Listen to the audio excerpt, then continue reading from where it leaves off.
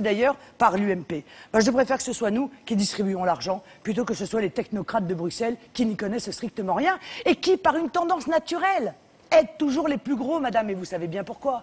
Parce que les grosses exploitations, eh bien, elles ont des conseillers fiscaux, elles ont des conseillers européens qui viennent leur expliquer comment est-ce qu'on peut essayer de capter le maximum de subventions. Et les exploitations familiales, elles, qui sont libres, mais qui souvent se sentent bien seules, elles n'ont pas cette capacité.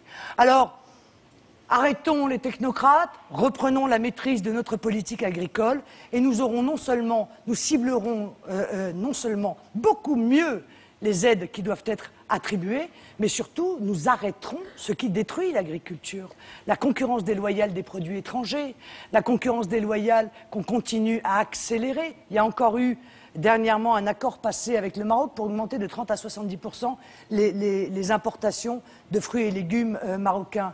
Alors le problème, c'est que les Marocains ils sont payés 5 € de l'heure, les ouvriers agricoles marocains. Nous, c'est 12 € de l'heure. Comment fait-on pour être concurrentiel? Vous voyez qu'il faut aussi se protéger, il faut se réarmer, comme le font encore une fois d'autres pays, et il faut arrêter de passer par des instances européennes qui poussent toujours à la disparition des indépendants, des indépendants dont on parlait tout à l'heure, à la disparition de ce qu'ils appellent, eux, les petits, mais qui fait en réalité la vitalité et la véritable efficacité de notre économie. Et peut-être d'ailleurs sa spécificité par rapport à d'autres économies, comme l'économie américaine, qui, elle, est effectivement bien souvent. On va parler un peu de santé maintenant, puisqu'il y a Leslie qui est là-bas. Leslie Machu, bonsoir Leslie, vous avez 27 ans. Bonsoir. Vous êtes infirmière. Vous avez une question à poser à Madame Le Pen sur les hôpitaux. Oui, bonsoir Madame Le Pen. Bonsoir. Voilà, dans un extrait de votre programme, vous inscrivez que vous souhaitez la fermeture des petites structures qui n'auraient pas une qualité de soins suffisante. Comment pourriez-vous nous aider justement? Je fais partie d'un hôpital de proximité, donc une petite structure qui est à l'équilibre financier actuellement. Comment souhaitez-vous nous aider pour allier la qualité des soins avec la sécurité des patients, les projets d'établissement, c'est-à-dire projets architecturaux, projets médicaux? Je suis extrêmement attentive à ces difficultés parce qu'évidemment la désertification est une véritable catastrophe en matière de soins, hein, vous le savez bien.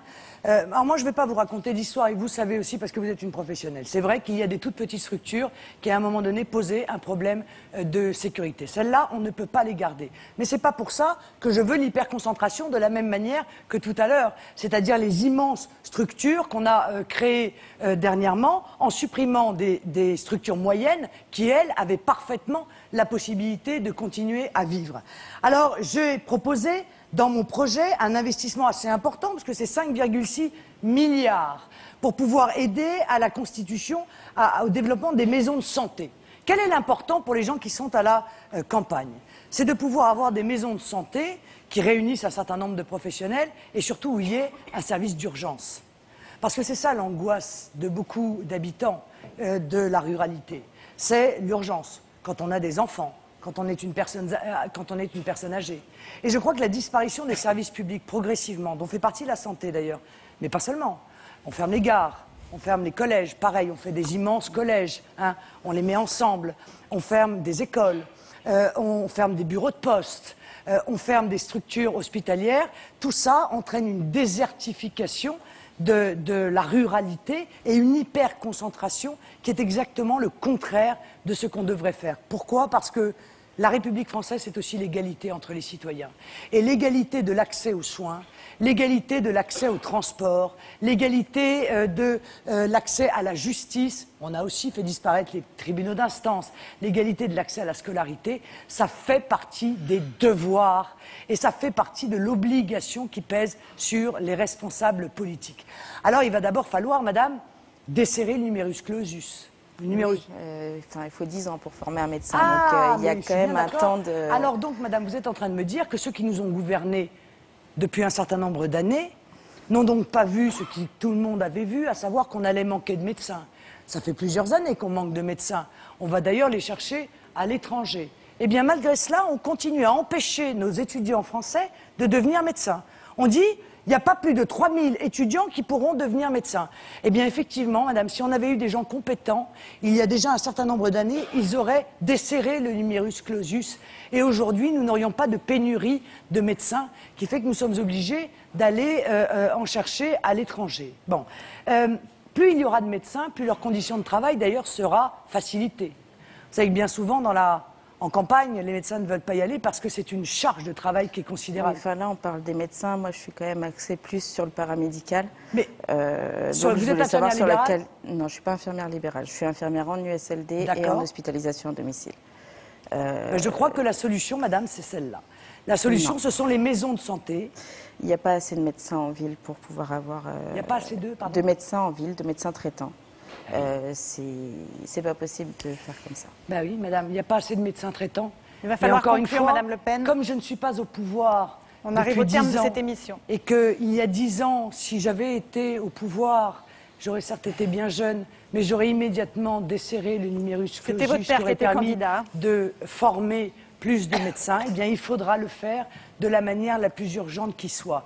Donc, essayez de préserver la proximité de la santé, surtout particulièrement pour l'urgence, parce que ça m'apparaît essentiel.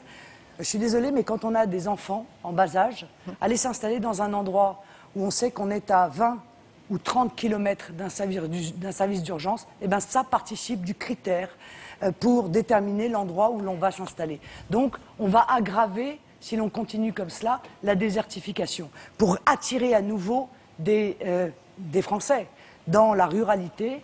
Eh bien, il faut leur accorder une poste, un médecin, une école, un service de santé qui ne soit pas évidemment trop éloigné. Eh bien, ça sera le mot de la fin. Merci beaucoup, je sais de quoi vous parlez Leslie. puisque je viens de l'Oise, donc c'est le grand désert madame, médical. permettez-moi, ce qu'elle dit est très intéressant. Il faut conclure, madame Le Pen, c'est le jeu. La Picardie est la région la plus frappée par la désertification médicale. Je crois que la moyenne des médecins, c'est 308 médecins pour 100 000 habitants. En Picardie, ça doit être 230 médecins pour 100 000 habitants. Donc c'est un véritable drame que subit la région et par définition également ses habitants. Ce sera le mot de la fin, madame Le Pen. Merci beaucoup d'avoir répondu aux questions des Français et des journalistes. C'était un véritable plaisir. Merci d'être venu dans Parole de candidat.